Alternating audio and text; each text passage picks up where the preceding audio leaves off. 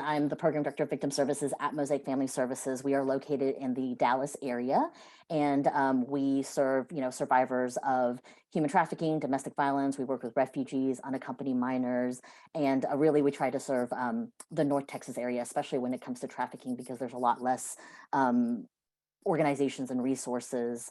Um, and so let me try to go through my presentation. Okay, so just for today, I'm hoping to be able to cover with you, just sharing a little bit more information about Mosaic and our services, and just some general information about our program, so you understand kind of the background of where we come from and some of the information I'm going to share. I'm also going to talk a little bit about what I think are the key aspects of what makes our program successful, or what is the best parts, in my opinion, about our program. And then we'll also talk about just some of the general challenges and barriers we've experienced in working with labor trafficking and community response to labor trafficking. And then also just kind of giving some resources and general tips about, for organizations that are trying to either build a labor trafficking program or trying to serve labor trafficking survivors, and then ending with some additional resources and then just questions and answers. I will say that there's probably no way in the short time to cover all the information in detail. I can almost do separate presentations on almost everything I'm going to present, but I did try to provide as many links and to practical resources and tools in the slides. So even if we can't get to everything, hopefully it'll still be useful for you guys. And as always, please don't feel free to reach out to me. My information will be at the end of the presentation. We're always more than happy to answer any questions, do any additional presentations, any additional follow-up. Okay, I just wanted to kind of share, Kristen already kind of shared our overall comprehensive services, but just letting you guys know a little bit more detail about the different services we provide. The core of our services, what started Mosaic, was case management services. And what we really do with case management, it's not just about, giving a list of referrals or, handing them phone numbers to call, but what we really try to do is walk with survivors through every part of their journey and accompany them, providing transportation, interpretation, navigation, orientation. If taking them on the bus, if they need to learn how to use public transportation, we'll go on the bus with them. If they need to apply for food stamps, we'll be in the office with them, for the 4 hours it takes to get a food stamp appointment. So we really do try to walk with them to show, to provide orientation, education, and really empower survivors to be able to move forward and become self-sufficient after victimization. And we also offer shelter and transitional housing. And in addition to that, we also try to offer rent assistance and hotel placements as they're needed. We also have a legal services program that provides immigration services, family law services, and victim rights advocacy, as well as legal representation to assert those rights, especially when they are engaging with the criminal justice system or with law enforcement. We have our counseling program provides, individual counseling, play therapy, expressive arts therapy, support groups. We also have an economic empowerment that really focuses on job readiness and placement, financial literacy, education, and life skills. And then finally, we have community education that includes, direct outreach to vulnerable populations or targeted populations, as well as professional training, technical assistance, and community awareness. And what truly makes Mosaic, what we feel like makes Mosaic really unique, is our commitment to especially language access and culturally competent services. We have a staff that speaks over 25 different languages, and they come from almost 15 different countries. And we, put our money where our mouth is, in the fact that we pay interpreters in over 150 languages, so that any survivor of labor trafficking or sex trafficking can really have full access to the full range of services that we offer. And I just wanted to share that, the founding of our organization was by Dr. Walter Wynn, who is still our executive director today. And he came to the United States as a Vietnamese refugee. And he had seen, when he came to the United States, he really saw that there was a need or a gap in refugees being able to access mental health and medical care. So that's really how Mosaic was started. And since then, that was back in 1993. So since then, we've always continued to grow and expand programs to fill the gaps and needs of the communities we serve. And so, from serving refugees, we naturally saw that there was a gap in services for refugees to access family violence services. So that's where we started. How we kind of got engaged in human trafficking work was our first human trafficking case, or the survivors we served, actually came out of the Kill Suli case. That was the garment factory in the American Samoa, and it was a lot of survivors that came from Asian countries like China, Vietnam, and Korea. And at the time when they were trying to look for service and service providers, we were one of the providers that actually had Asian staff that spoke those languages and had case management and housing.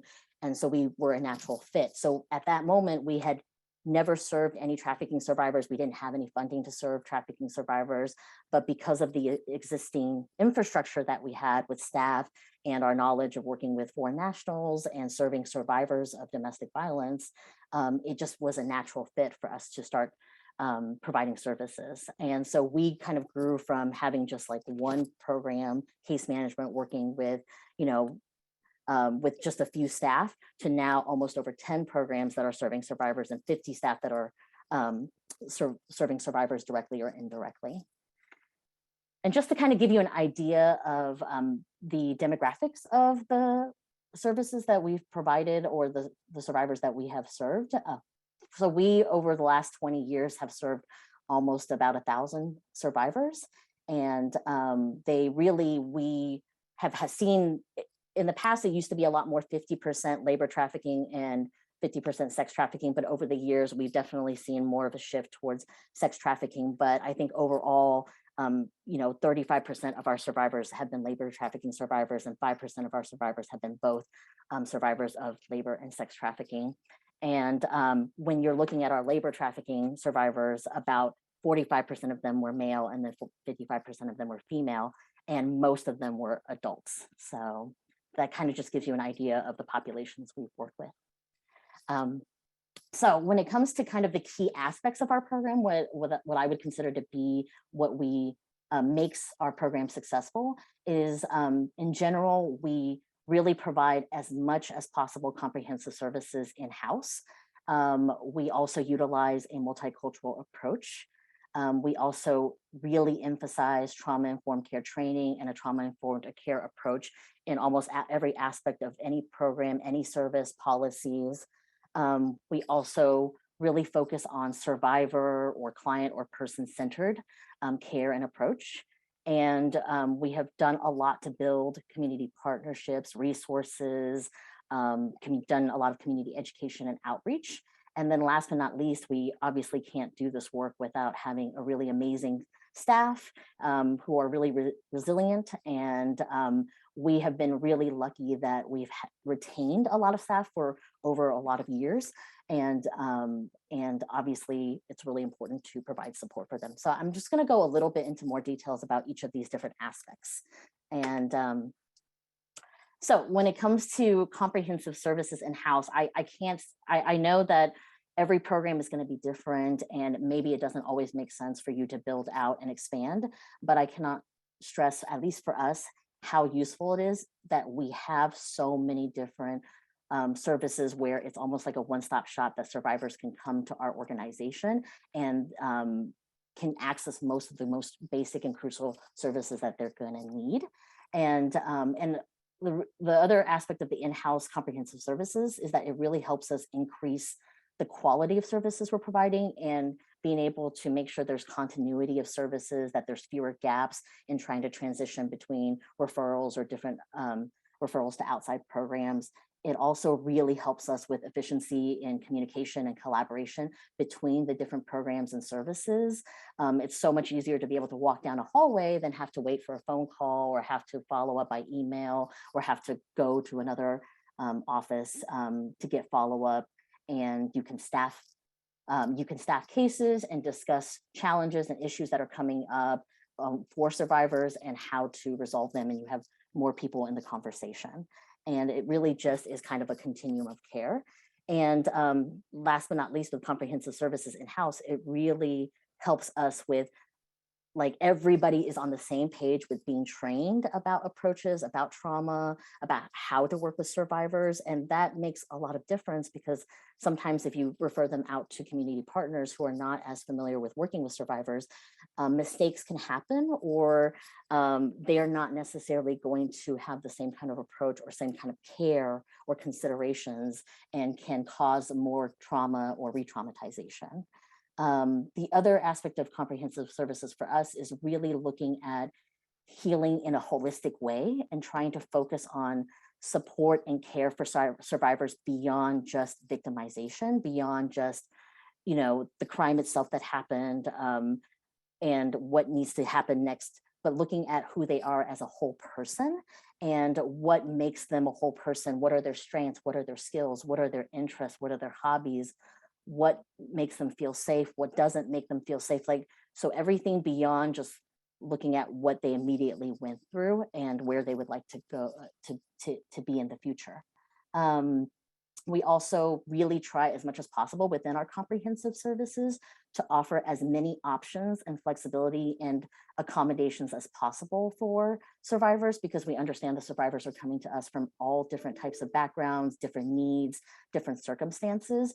So just knowing that one size does not fit all is really important. So for example, with our housing options, we don't just have one type of housing. We don't just have emergency shelter, but we really try to build in having emergency shelter, having the transitional housing, having options that if none of those are a good fit, the hotels, or being able to just get written assistance. So we're trying as much as possible to provide as much choice and options for survivors to fit their different circumstances. And then, of course, as much as we try to do everything in-house, there's no way that we can do this work alone. So we obviously connect and really benefit and really count on community partners to be able to come in and fill any gaps that we're not able to cover. I think the other piece, I kind of highlighted it in our uniqueness, is really from the get-go, Mosaic has always had a very multicultural approach, just by nature of the populations that we have served and the individuals who have come to us for help. So I think that this is so crucial, and it really is, at the end of the day, one of the reasons I think our program is successful is because we really try to emphasize not just cultural sensitivity or competency, but really this idea of like cultural humility, which is kind of making sure that we're having lifelong continuous self-reflection, holding ourselves accountable, holding systems accountable, trying to really understand and address power dynamics and imbalances that exist in the nature of the relationship between a service provider and a survivor, or a survivor and any other systems they're going to engage with. I think the biggest key is for us in the survivors that we work with is language access, and just thinking about how much of a difference it makes for somebody to be able to call and hear somebody who speaks their language on the other line, or be able to get all the information they need in their native language instead of through, no limited understanding of English or broken English, or being forced to have to figure it out in a language that they're not familiar with. And so we've always really prioritized hiring bilingual staff. And we definitely, like I said, really emphasize budgeting and making sure that there is money for paid interpreters. We also utilize volunteer interpreters. We just really want to make sure, we think that, language access is the first key, especially for, I definitely agree with what Yuri said before, that not all labor trafficking survivors are going to be foreign nationals, but in our experience, most of our survivors have been, and language access has been one of the biggest barriers to being able to be able to get out of their situation, being able to move forward, being able to recover and heal. Even just trying to imagine accessing counseling in other languages is very challenging. We also try to really take in consideration, obviously cultural stigmas and taboos. For example, mental health is a very challenging service that a lot of survivors are not always necessarily interested in, because even in America, we have a lot of stigma around mental health. And if you are seeing a counselor, it means that you're crazy. And we find that that's even more the case in a lot of other cultures. And so, just even thinking about the way we approach having the conversation with the survivor about offering services, we really, our case managers try really hard. We rarely ever use the words mental health or counseling. We really try to talk around the benefits of what counseling and mental health is without saying the words, because there's such a stigma, and just trying to, we've also tried to do things where we have a counselor at our shelter. So the counselor will interact with our clients outside of a counseling setting. So they get to know her, they get to feel comfortable with her. And then that kind of breaks down some of the barriers to the disinterest or not wanting or fear of taking on counseling because it would mean something. And so we try to take that in consideration, all of the cultural barriers, the needs, really thinking through not judging individuals for wanting to practice their own cultural and spiritual healing and practices. And we end up doing a lot of cultural orientations and education for the survivors to really understand American cultures and systems, and making sure that's part of the empowerment piece. And last but not least, but we really, not only is it important that we do that within our organization, but we really try to provide or create as many cross-cultural training opportunities and education with community partners and organizations, especially those who do not often have experience working with labor trafficking survivors or survivors in general. And we also try to do cross-training, cultural training with community organizations or grassroots organizations that work with underserved populations, so that we can better learn how to work or be aware of issues or concerns to be aware of when working with different populations. So I'm not going to go into too much detail about trauma-informed care, because I think there are probably a million webinars that will present it better than I can. I will just say that oftentimes trauma-informed care, the 6 principles, is presented very differently, but they all kind of cover the same ideas of, the safety, the collaboration, empowerment, voice and choice. The one I really like the image on the right, because the last piece really talks about cultural humility and responsiveness. And I think that that's a big thing that is being talked about a lot more, but for a really long time, everybody was talking about cultural competency and needing to have knowledge and understanding of every culture, but I think what is even more important is really the idea of cultural humility, really this idea of looking at things from another person's perspective and acknowledging that, and not thinking that your perspective is the only right way, or that what you think is the right way and what the other person, what their norm is not the norm. So I think that it's just a piece that I think is actually really crucial in doing this work, because oftentimes we're working with survivors who come to us and already in our head, we are probably thinking through, okay, this is what they need to do. This is what needs to happen. And there's a lot of expectations, and there's a lot of decision-making unintentionally that might be happening, or service providers having their own agenda of what is success, having their own agenda of what the survivor needs to do or shouldn't do. And I think it really requires us to be able to take a step back and walk away from those kind of expectations and that we often unintentionally place on survivors, and really try to meet them where they're at and what their needs and their priorities are. So, okay. So I just kind of wanted to highlight again, I think this also highlights just trying to be as person-centered or survivor-centered as possible, which is really all, in my opinion, all about survivor autonomy. It's really important to listen and support their rights, their priorities, their needs, and their choices. It's doing that without any judgment, without any agenda, without any effort to correct or writing their direction, and really walking away from this idea of what's best for the survivor, which I think as a service provider can be really hard when you have experiences with other survivors or you've seen things not work out well.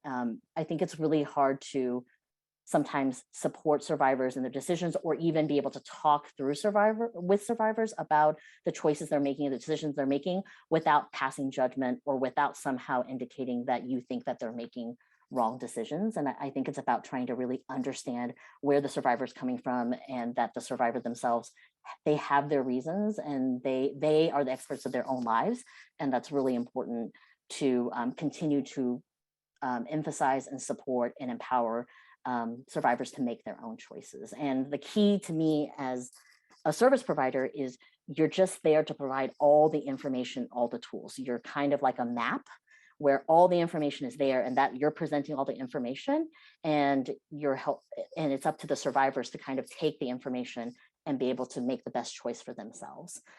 So it also really involves individualized service plans. So, it's really important not to have cookie cutter service plans, or all the survivors getting the exact same thing, having to go through the same process or the same services.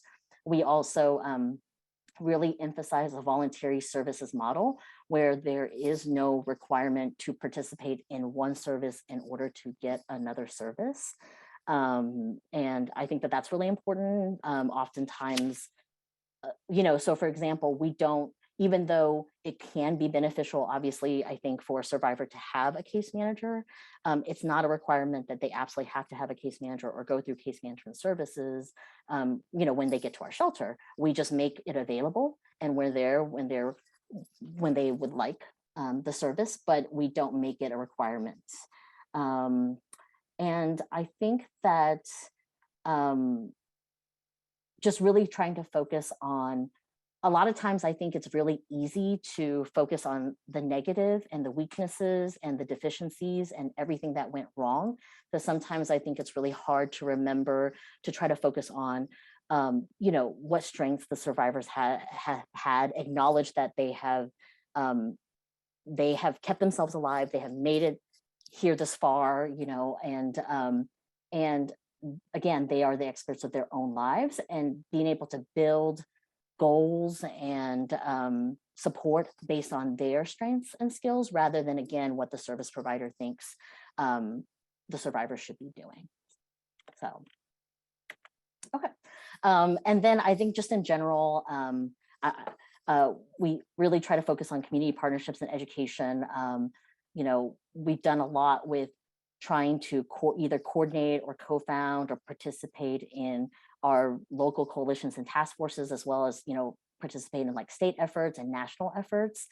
Our staff have said time and time again that the easiest way to assist or support a survivor is to really do networking and establish those direct contacts and connections. It's so much easier to be able to pick up a phone and know exactly who you're going to talk to on the other line, and know who you're referring your clients to or survivors to. And so I also think that the other piece that we do really well at Mosaic, because we have staff that speak so many different languages, and because we have a commitment to language access, is that we really do a lot of direct outreach to underserved communities in their native languages, like with materials in their native languages, with staff members in their native languages. And we really try to connect with like grassroots and local community organizations that are already working with underserved populations. And when it comes to the staff resilience and retention, I would just say, again, it's about kind of identifying what your hiring priorities are. We obviously value education and skills and experience and knowledge. But again, it's really important to us to have someone who speaks the same language as survivors that come through our door, who have lived or shared experiences. We just really feel like that makes a better connection between our agency and the survivor that we're trying to work with. And so we have to think about that when we're looking at like our job description or what we're making as qualifications, and making sure that we're not unintentionally setting up barriers to individuals being able to be hired or to do the work. And so it's just really important to think through as an organization that you're only as good as, as the staff member or the team members that you have, and being able to make sure that like that you are taking care of your team, because the more that you take care of your team, the better they'll be able to take care of or support or be a better resource or support for survivors. And so thinking through like staff benefits, offering self-care options like mental health days, retreats, team building activities, trying to make sure that staff are regularly like sharing resources, contacts, and then obviously engaging staff in soliciting feedback and suggestions for improvement as an agency.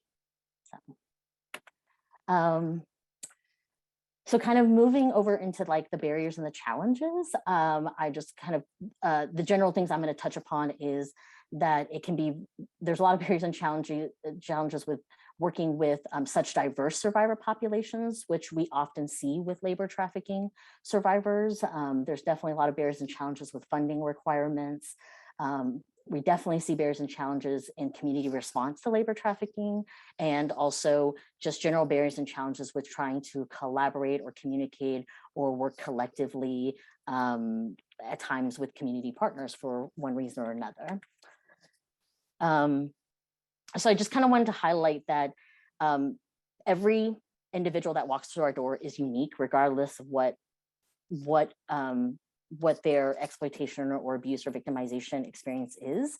I will just say in my personal experience, I feel like labor trafficking survivors are oftentimes the most diverse because you're looking at survivors that are coming from such varying like industries and settings. So you'll have somebody who was like a going through a domestic servitude situation in an urban home, to somebody who was being trafficked in agricultural work, to someone who was, being trafficked in construction work. And so it can be such varying circumstances, as well as the level or the different types of exploitation, abuse, additional victimization experience can be just so different.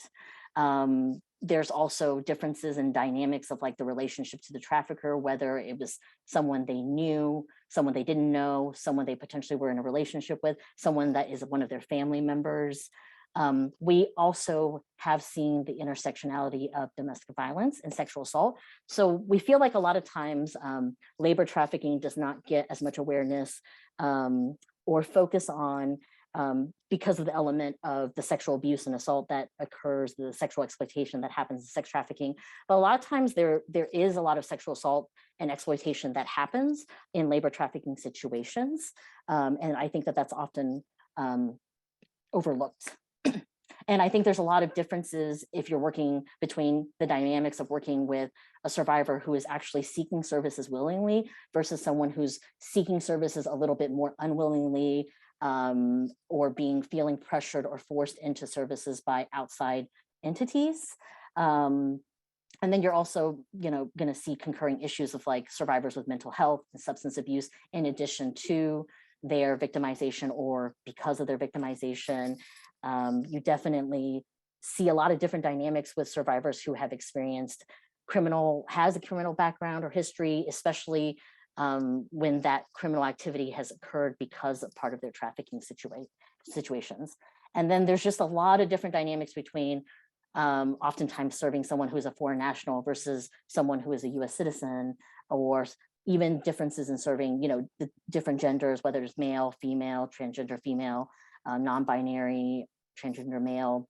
And then of course, obviously there's differences in serving survivors who are adults versus those who are minors versus those who are unaccompanied minors, or even those that are transitional adult youth who are in between that youth and adults space. So it's just, I think that just does present a lot of barriers and challenges. And I think hopefully all of the approaches that I mentioned before can help organizations or service providers be better served and equipped to kind of practice that culture of humility, to kind of practice that general respect and mutual collaboration, and mutual partnership with survivors, regardless of what their background is, and just the idea of meeting each survivor where they're at, because they're coming from such diverse situations, and no two survivors are going to be the same, even if they're coming out of the same trafficking situation.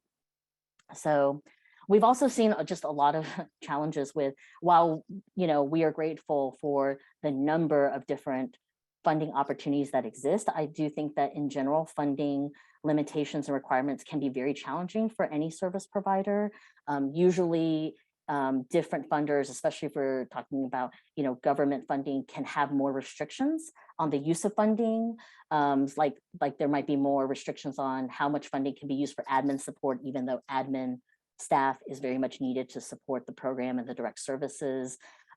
If you happen to have multiple grants, data collection and reporting can just be a mountain of a job. And there's kind of not any uniformity in reporting across our country between states, federal level, state, local levels. And so that can make it very challenging. It's very time consuming. And I think one thing is that a lot of times the outputs and outcomes that are required by funders, they don't necessarily always measure what success is, or at least what success looks like for a survivor or to a survivor. So I think it's just really important to make sure as an organization that you have very clear policies and processes and tracking funds and services, and really avoid this double dipping or into multiple grants to serve the same, to do the exact same services for the same individual. And a lot of the grants, especially again, government grants, have like match requirements, which can be challenging, especially during this COVID pandemic to have met. So just kind of being able to talk with funders, provide education, make them aware of your situation, and being, it's really important to just talk with the grant manager or the funder and helping them understand your work better and asking for support and consideration, for example, to waive like match requirements. Just kind of wanted to touch a little bit upon the community response, which I think this is probably no surprise to any of us here, but I do think it has been very interesting because, when I first started trafficking work about 13 to 14 years ago, it was definitely very much focused on labor trafficking and large labor trafficking cases, and that's obviously changed. And we definitely don't want there to be a competition, because obviously both types of trafficking, labor trafficking and sex trafficking, they're both very detrimental. They both have very negative impact on the survivors in the community. But we have just seen over time that a lot of the focus and shift of prioritization in terms of like resources and funds and focus have really been on sex trafficking, and labor trafficking has really been put in the background. Although I think symposiums like this, and I feel like especially in this last year or two, there's been a lot more conversations happening around labor trafficking. A lot of times we see that labor trafficking ends up getting kind of minimized. It's sometimes brushed off as, oh, it's a wage issue. They're just not getting paid. They're not looking at the full picture. They're not looking at all of the other exploitation and abuses. And unfortunately, sometimes it seems like that maybe the lack of focus on labor trafficking might have to do with like anti-immigrant sentiment, or again, not necessarily prioritizing the survivors that are going through that situation. And there's definitely a lack of awareness and education and familiarity about labor trafficking in the United States, in local communities. It feels like there's not as much funding opportunities or, as much willingness to fund efforts for labor trafficking as there is maybe for other types of issues. And there's definitely a lack of community resources and organization and support. I think that, we have seen across the board that there is a lack of law enforcement interest or criminal justice interest in investigations or focus on labor trafficking situations. But I also think, to be fair, from what we have seen and heard, the reality of the nature of labor trafficking and what it takes to investigate, what it takes to prosecute, what it takes to even provide services can sometimes take a lot more time and resources than some sex trafficking cases. And so I think it's just really important that we're doing what we're doing here, which is trying to highlight labor trafficking at every opportunity. So every time you're in a coalition meeting, every time you're having a conversation with someone where sex trafficking is being discussed, it's just really important to highlight that labor trafficking is occurring at the same time, and really finding those opportunities of intersectionality, like highlighting the different types of abuses or exploitation that occurs across both types of trafficking situations, and being able to just redirect the focus to human trafficking in general, rather than necessarily siloing it out. And then I think some of the challenges and barriers that we've seen with collaboration, obviously, is most commonly it's, there's a misalignment of goals, values, approaches, and priorities. We have found that the constant change and inconsistency with, organizations and anti-trafficking landscape, it is constantly changing. There's, new organizations that stop existing. There is, staff members or people that you built relationships with that go away. So I think that that's been very challenging. I think the other hard piece about collaboration is that there is a lot of confidentiality restrictions that occur, between all of the federal regulations, state regulations that are set up for good reasons, but I think that it can create some limitations or challenges when trying to collaborate with a multidisciplinary team. And that sometimes, given the nature of the work, a lot of us as service providers are kind of being pitted against each other, and it's much more of a competitive environment rather than incentivizing collaboration. And obviously it just takes time to plan, coordinate, train, to actually have a truly effective collaboration. And there often isn't enough funding or motivation or time or capacity or incentive to really make some of these collaborations happen. So, okay, so I don't know where I am on time. I apologize. So let me know if I'm running out of time, but I kind of wanted to touch a little bit about the different types of things to take in consideration for if you're trying to support or do more labor trafficking services or work. And so I think obviously one of the biggest things is having the funding to do so. And so I couldn't list every single funding opportunity, but just trying to think through some of the most common federal grants that exist.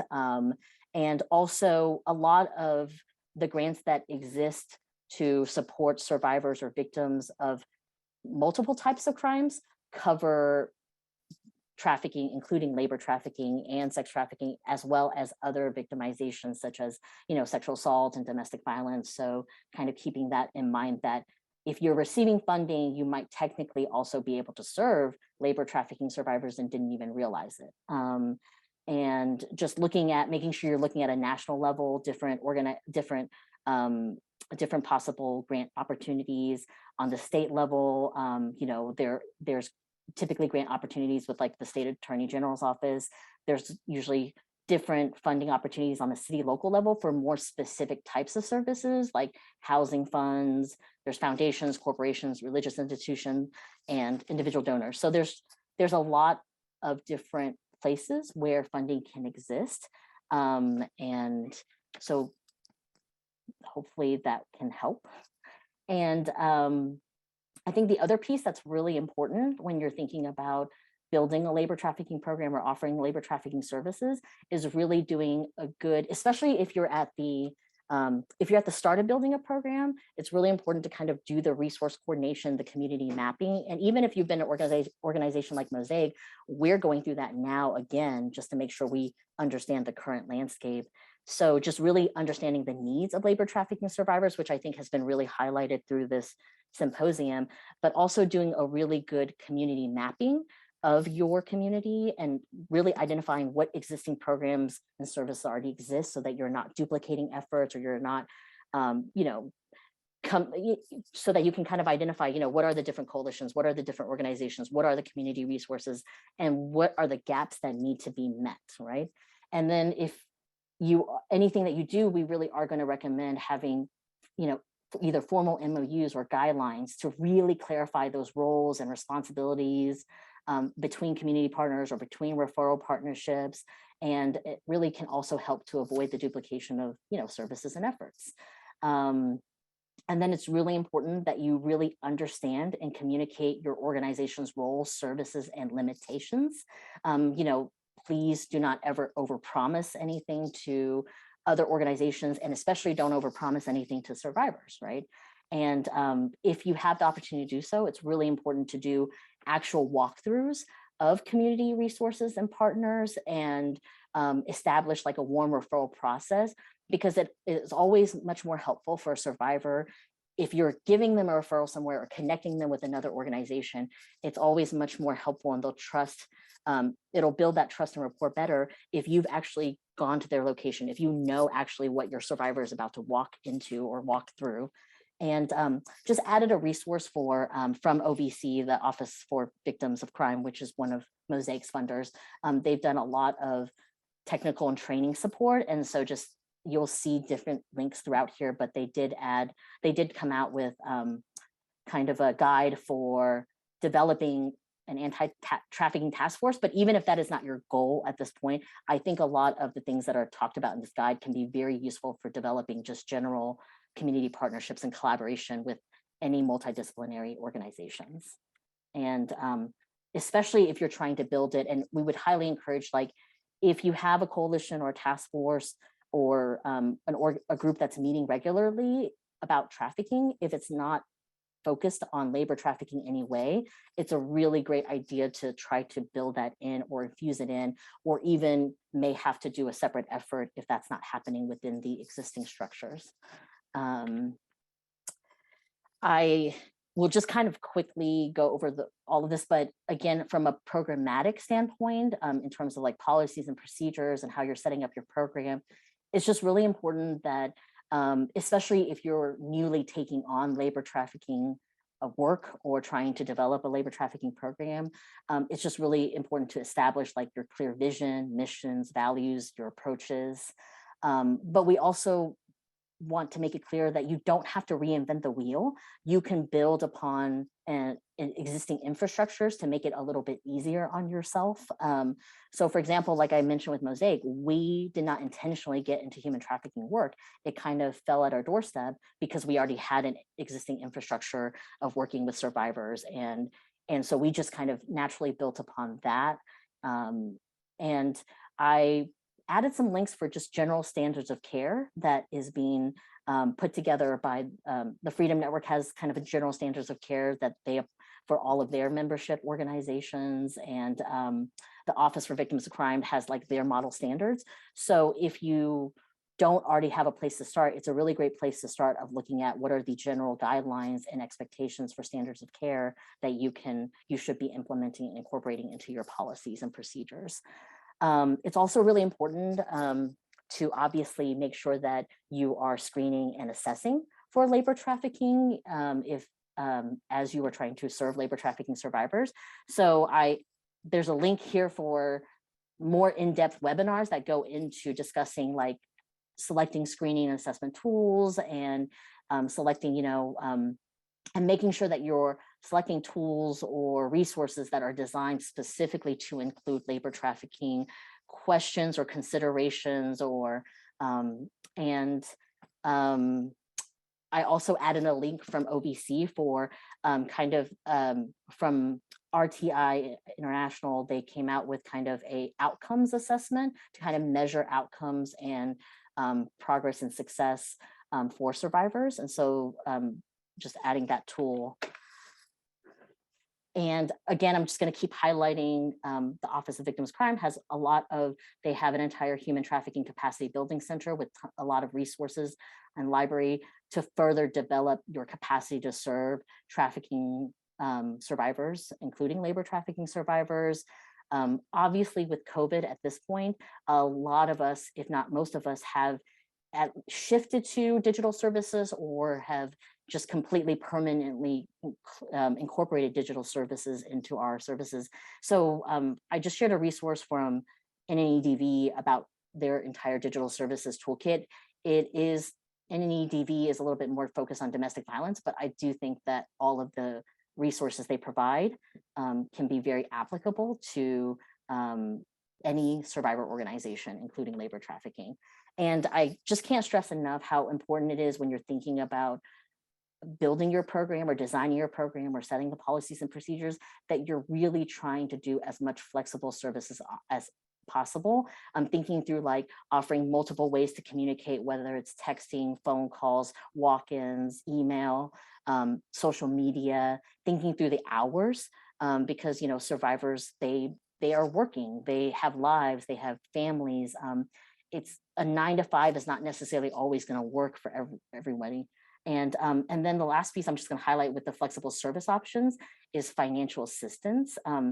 That you're thinking through different ways to provide a financial assistance for survivors, whether it's gift cards, checks, and thinking through options where it could be paid directly to the survivor. So a lot of our labor trafficking survivors, they have family members at home that they are trying to support.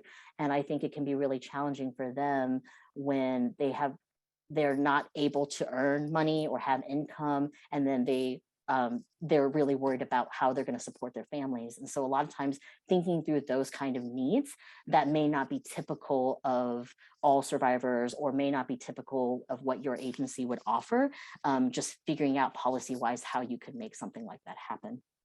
And obviously there has been a lot of conversation in the last few years, especially surrounding diversity, equity, inclusion. And I think those efforts are really important to take on and engage in as an organization serving survivors, because a lot of our survivors come from underserved, marginalized, oppressed communities and have been obviously oppressed and exploited themselves. And so the last thing I'll just say about program structure is just don't accept the status quo as it is. As a service provider, as an advocate, always advocate on behalf of your survivor or empower them to advocate on behalf of themselves. Don't just accept no the first time you get no. Try to think of ways of thinking outside the box, thinking of other resources. If you can't get a resource one way, is there alternative ways to get that same resource? And even if you get a no, try to revisit that later. Don't just say, okay, well, we tried and it didn't work out. So for example, you know, oftentimes, maybe not all community partners, maybe not all law enforcement is ready to have the conversation about focus on labor trafficking. And it could be easy to just like, you know, wipe off your hands and said, I tried, and walk away. But keep going back consistently. Every time you're having conversations, every time you're having meetings, try to do it at least yearly, because you never know who has changed. You never know the landscape has changed. You never know if staff members have changed or just perception has changed. So, okay, so I just wanted to kind of focus a little bit on language access, because again, to us, at Mosaic, that's like the core of what we do. So I just wanted to provide some resources for really being able to set up like language access policies for your own organization, thinking through how to utilize interpreters, best practices for interpreters. We have run into a lot of issues. While again, we appreciate all of the interpreters that we have, you know, that do assist us. There have been a lot of issues sometimes with interpreters not working out, misinterpreting, having side conversations with survivors, unfortunately telling survivors what to do, or, you know, weighing in. So just thinking through, it's really important that you're thinking through things like conflict checking every interpreter with a survivor before you use them. Just thinking through making sure you're developing an actual policy for how you handle utilizing interpreters and training for interpreters. IUTA has really great resources for doing, not just because a lot of professional interpreters will go through, 40 hours of interpreter training, but they don't get a lot of training about specifically interpreting for victim services, or specifically interpreting for trauma survivors or survivors of trafficking. And so I think it's really key that we're infusing that into the conversations and the trainings that in the processes we're doing with interpreters. And then just wanting to really highlight again the staff support. It's really important that obviously if you're going to be providing services for labor trafficking, that the staff that are providing those services are fully trained and have full knowledge of labor trafficking issues, resources, services, needs.